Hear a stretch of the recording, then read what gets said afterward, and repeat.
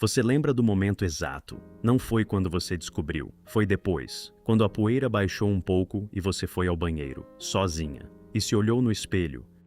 E teve uma sensação estranha, como se a pessoa que estava te olhando de volta não fosse completamente você. Algo tinha mudado. Você não sabia nomear o que era, mas estava lá. Talvez você tenha pensado, eu pareço mais velha, ou eu pareço cansada, ou apenas, eu não me reconheço. O que você não sabia naquele momento é que isso tem um nome, tem uma explicação, e mais importante, tem uma saída. É exatamente sobre isso que a gente vai falar hoje. Existe um fenômeno que acontece com quase todas as mulheres que passam por uma traição. Os pesquisadores chamam de distorção de autoimagem pós-traição, mas na prática é muito mais simples do que isso. Quando alguém que você amava buscou outra pessoa, o seu cérebro fez algo automático e involuntário. Ele comparou, ela tem algo que eu não tenho. Ele escolheu ela em vez de mim. Logo, ela é mais que eu. Você não decidiu pensar isso.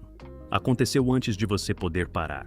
E o problema é que essa comparação não tinha base em nenhum fato real.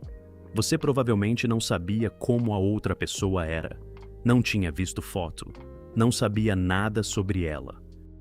Mas na sua cabeça, ela era mais bonita, mais interessante, mais fácil de amar, com certeza. Por quê? Porque quando a autoestima é atingida, o cérebro não avalia com objetividade. Ele busca confirmar a ameaça. E a ameaça, naquele momento, era a ideia de que você não era suficiente. Então ele encontrou confirmações em todo lugar. No jeito como você estava no espelho, nas fotos antigas, nas memórias do relacionamento, em tudo.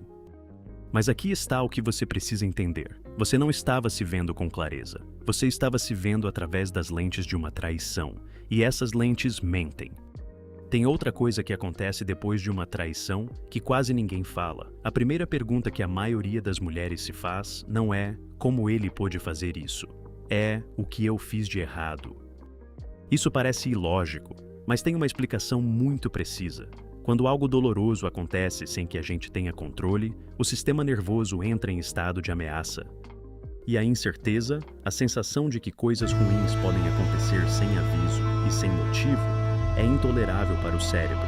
Então, o cérebro faz algo muito inteligente e muito destrutivo ao mesmo tempo. Ele retroativamente encontra uma causa que você poderia ter controlado. Se foi porque você trabalhou demais, você poderia ter trabalhado menos. Se foi porque você não prestou atenção suficiente, você poderia ter prestado mais. A culpa, paradoxalmente, devolve uma sensação de controle. Se foi culpa sua, você poderia ter evitado. E se poderia ter evitado, você tem poder. O problema é que essa lógica é uma mentira. Uma mentira que você paga com a sua autoestima.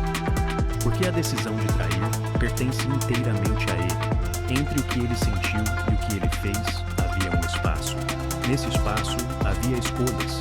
Ele podia ter conversado com você, podia ter terminado antes, podia ter buscado ajuda. Ele não escolheu nenhuma dessas coisas. Essa sequência de escolhas não passou por você. Você não era variável no processo de decisão dele. Você era a pessoa sendo enganada enquanto esse processo acontecia. Shirley Glass, uma das maiores pesquisadoras de infidelidade do mundo, passou décadas estudando por que as pessoas traem. A conclusão dela é direta. As motivações para trair quase nunca têm a ver com o parceiro traído. Elas têm a ver com o agressor, com necessidades não reconhecidas, com falta de limites internos, com incapacidade de lidar com conflito ou insatisfação de forma direta e honesta. Isso não é desculpa para o que ele fez, é contexto.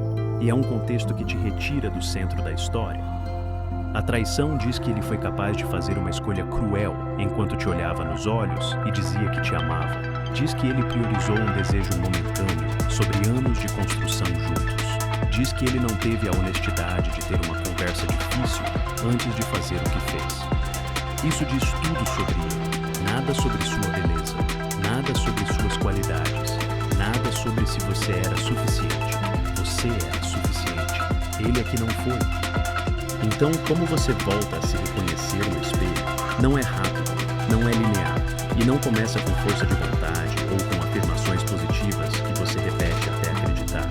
Começa com entender o que aconteceu, o que a gente acabou de fazer aqui. Quando você entende que a distorção de autoimagem é uma resposta do cérebro ao trauma e não uma avaliação real de quem você é, algo começa a mudar. Você para de confiar nessa visão distorcida. Você começa a questionar as narrativas que o cérebro criou. Começa a comparar de se comparar com alguém que você não conhece. Cada vez que você imagina quem ela é e como ela é melhor que você está inventando uma história. Você está perdendo uma batalha contra uma pessoa que não existe da forma que você imaginou. Começa com reconectar com o que você era antes desse relacionamento. Não para voltar a ser essa pessoa exatamente, mas para lembrar que ela existia, que tinha gostos, interesses, qualidades, presença própria e que tudo isso continua lá. E começa com dar tempo para o sistema nervoso processar, porque a distorção não some de um dia para o outro, ela vai diminuindo conforme você se afasta da fonte do trauma e conforme você constrói experiências que confirmam quem você realmente é. Voltar a se reconhecer no espelho não é um momento, é um processo.